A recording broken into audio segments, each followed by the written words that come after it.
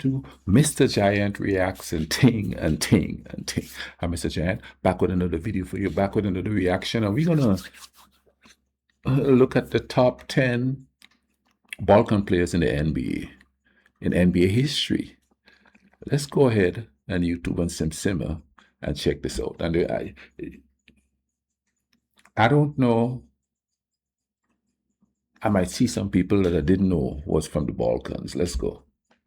National players over the years from almost every part of the world. These players were at times crucial for their team's success and have made all-star teams, won MVPs, and won championships. As a very successful basketball region in Europe, the Balkans have given us no shortage of NBA talent over the years. So today, we'll be naming the top 10 players from the Balkans in NBA history. But before we do that, please leave a like and subscribe to the channel. Number 10, Nikola Mirotic.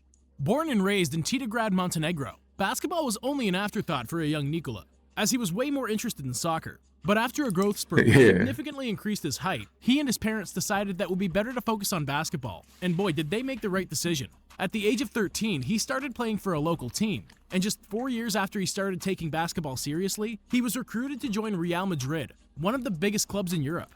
In 2011, Mirotic was selected with the 27th pick in the draft, ending up with the Bulls, who sent him back to Europe so he could develop. His NBA debut came in 2014, and it was followed by some truly remarkable performances, which earned him a regular spot in the rotation. Mirotic came out of nowhere to challenge Andrew Wiggins for the Rookie of the Year award, but in the end, the Canadian took home the award. Nikola impressed with his outstanding three-point shot and overall skill he showed on offense, traits that would follow him for the entirety of his NBA career. Mirotic went on to spend 5 more seasons in the NBA, averaging close to 17 points per game, and was an important piece for all the teams he played for. Unfortunately, at only 28 years old, he decided to take his talents back to Spain, but this time playing for Real Madrid's fierce rival, Barcelona. Number 9, Dino Raj. Yeah, I've heard of this guy before. I have. The cool thing about sports and stuff is the same thing with music. It helps you look at the international scene and get to know all different kinds of people from there, you know what I mean? Like I said, sports is what got me interested in that region there, you know? I didn't know how many of them were in basketball. Montenegro, huh? There was a kid who played basketball at the university. A lot of NBA fans. There was a kid who played at the university down the street from Montenegro. I think he graduated. He must have graduated. I think last year or the year before was his last year there. Might never have heard of Raja, and to no surprise, as the Croatian only spent 4 seasons in the NBA from 1993 to 1997. During those seasons though, his performances were truly impressive, as he became a starter for the Celtics as soon as he joined the team. His best season was in 95-96 when he averaged nearly 20 points and 10 rebounds per game. Oh, wow. Unfortunately, his stint with Boston came to an end the following season, which saw him traded to Philadelphia. This turned out to be the final straw for his NBA career, and after failing his medical with the Sixers, he decided to return to Europe, where he was already a household name for his talents before coming to the NBA. It's really unfortunate that Raja couldn't find his place in the NBA, as he's considered one of the best centers in Europe. Number 8, Nikola Vucevic. It seems like yesterday when Nikola Vucevic was an unknown young center who just got traded to the Magic, but 8 seasons later, he's made a name for himself and become one of the best centers in the league, and a crucial player for Orlando. With his great play in the post, dominant rebounding, and solid range, Vucevic has the complete package and can be really difficult to defend. He's been averaging close to 20 points per game in 2 seasons straight, becoming an all-star in the process in 2019. Being 29 years old, Vucevic still has plenty left in the tank, and we can easily see him climbing this list of the best Balkan players in the NBA. Number 7, Goran Dragic. Even though he's already 34 years old, the Miami Heat point guard Goran Dragic shows no sign of slowing down. I've heard of him too. He came off a fantastic season in which he was one of the culprits for the Heat's success in making the NBA Finals. After struggling to get consistent minutes in his first 4 seasons in the league, Dragic went on to have a fantastic career, becoming one of the most consistent players in the league. It's not often that we see someone perform at a very high level for as long as he has. In 2018, Goran made his first All-Star appearance, and he's also a former All-NBA selection player. His greatest accomplishment came in 2017, where he led his country Slovenia to a European championship alongside his future NBA colleague Luka Doncic. Goran was selected as the MVP of the tournament. Number 6, Drazen Petrovic. There's a very tragic reason that Petrovic is not number 1 on the list, as he very could have easily been. I remember because him. He was involved in a fatal car accident at the age of 29. The Autobahn. He left behind a legacy that will be remembered forever. After struggling to get minutes in Portland, with Clyde Drexler taking up most of them at the shooting guard position, Drazen was traded to the then New Jersey Nets in the 1990-1991 season, and he became a star. Actually, Petrovic was already a star, as he won every personal accolade possible in Europe. MVPs, championships, all-league selections, Drazen had it all. But it was a whole other thing to prove yourself in the NBA. And prove himself he did. In his 2 full seasons with the Nets, Drazen averaged 21 points and made the All-NBA third selection. Drazen was a true magician with the ball, and he was able to score in any way you can imagine. He could create his own shot, shoot it off the dribble, or catch the ball in rhythm for a 3-point shot. Drazen could truly do it all, and it's a real tragedy that we didn't get to see more of it. Number 5, Vlade Divac. See, I remember when that happened because I used to watch a lot of basketball back then. So I distinctly remember when that happened, when there was a big story here. Vlade Divac. That's another guy I remember, boy. So that's when I watched the Lakers. Showtime, bam, bam, bam, bam. Oh, yeah. Thoughts. Divac might not be the best player from the Balkans, but he's certainly the most famous one. That probably has to do with the fact that he was the starting center for the LA Lakers for around 5 seasons during the 1990s. Divac was never known as a superstar player, at least not in the NBA, but his consistency is what really set him apart. He spent 16 seasons in the NBA and was a starting center for nearly all of them. His most successful days came in Sacramento when he even became an all-star. Nowadays, people immediately associate those great Kings teams with Divac, who was a very complete center, able to defend, rebound, and score at a very high level. His most impressive skill, though, was his passing ability, and he was one of the first centers in the NBA to become a true playmaker for his team. His name will forever be cemented in the NBA, as he was inducted into the Naismith Basketball Hall of Fame in 2015. Number 4, Nikola Jokic. Despite rocking a certified dad bod, Jokic's talents on the court is no joke. The Joker came into the league in 2015 after becoming a second-round selection for the Denver Nuggets a year prior. Denver hit the jackpot by selecting the Serbian, as he not only became the best player on the team, but his off-the-court antics made him one of the favorites among Nuggets fans. As soon as Nikola put on the Nuggets uniform, it was clear that he was the guy who was going to lead the franchise moving forward. And after a very solid rookie campaign, in which he earned first-team all-rookie honors, he began dominating. In the following seasons, Jokic evolved from a solid prospect to a smiling too. Superstar, and one of the best centers in the league. He now has 2 All-Star appearances and 2 All-NBA team selections behind him, and he's only getting started. The Joker's main traits are his impressive skills on offense. From hitting you with some crafty post moves to nailing a 3-pointer in your face, he can do it all. His playmaking, though, is what truly sets him apart. Jokic has averaged 7 assists per game for a few years now, making him one of the most unique and versatile centers the league has ever seen. On defense, his quick hands and rebounding dominance are true assets for his team. Number 3, Luka Doncic. Unless you've been living under a rock for the past 2 years, this young man needs no introduction. Luka Doncic is one of the most electrifying players in the game, and in just 2 seasons in the NBA, he's proven that he can become one of the greatest players of all time. Yes, you heard that right. He's that good.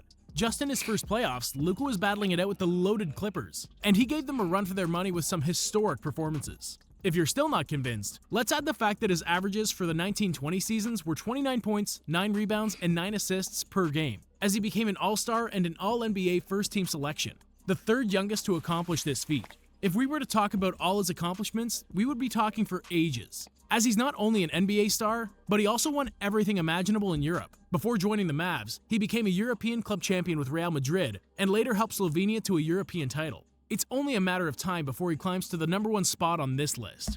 Number 2? I think the trade to the LA Lakers kind of stunted him a little bit. Like, you go play with LeBron, man. Don't get me, I'm not bashing LeBron, but you go play with LeBron and stuff like that. No, that's not gonna work.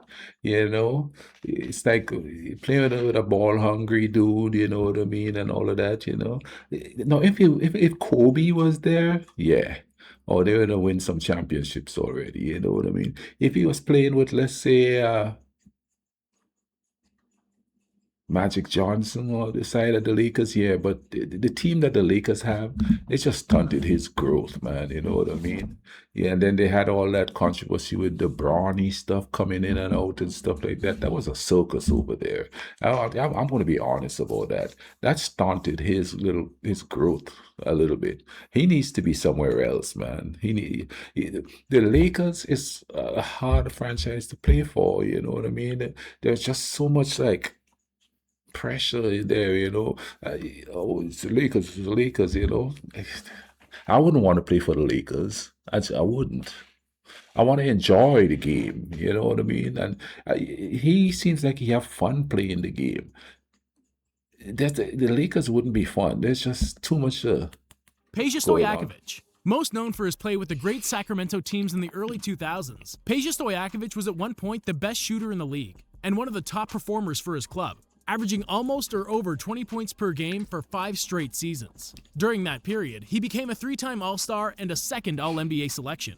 Known for his deadly shooting, Peja shot 40% from three-point land and 90% from the free throw line for his career, Whoa. winning the All-Star three-point contest on 2 occasions. His Kings teams were very fun to watch, and Peja was a huge part of it. For his contributions to the club, his number 16 was retired by the Kings in 2014. Teaming up with Chris Paul, Peja also had a notable stint with New Orleans, as he was their starting small forward, bringing his sniper-like shooting and experience. His impressive legacy was crowned when he won the NBA championship with Dallas in 2011, which marked the end of his career. Number 1, Tony Kukoc. As a crucial member of the three-peating Chicago Bulls in the definitely 90s, watched him a it's lot. hard to put anyone above Tony Kukoc on this list. The Croatian joined the team right after MJ decided to pursue his baseball career, and things seemed a little uncertain for Tony and his crew at the time. However, after Jordan's comeback, Kukoc went on to win 3 titles with Chicago, while playing a huge part, even winning the NBA's Sixth Man of the Year award in 1996. Tony was not always a starter for his team, but whether he started or came off the bench, he always delivered, and was usually among the team's highest scorers, right after Jordan and Pippen. He was an all-around player, capable to score, pass, and rebound at a very high level. His defense was questioned when he first came into the league, but he was never a liability on that end of the court. His best season was in the 98-99 season, when he averaged nearly 19 points and was one of the top options on offense. After the Bulls, he went on to play for the Sixers, Hawks, and Bucks, rounding off an impressive 15-year NBA career. Who do you think is the best Balkan player in NBA history? I have to admit, man, I watched a lot of Tony Kukoc. I didn't know he was Croatian, though. But I watched a lot of him, man, Of course, Michael was on there, too. And for me, Michael is like, I don't think there's a greatest basketball player of all times. Because, everybody's got their own favorite player. You know what I'm saying? And they would say their player is the greatest player of all time. So, I just like watching Michael Jordan play, you know what I mean? I never wanted to emulate him or anything like that. I just played my own game. But Tony Kukoc, I watched him a lot, man, you know what I mean? After he left the Bulls, though, I kind of lost track of him. But yeah, and that's crazy. I did watch a lot of basketball because I knew most of the people that was on here, you know what I'm saying? They were standouts and things like that.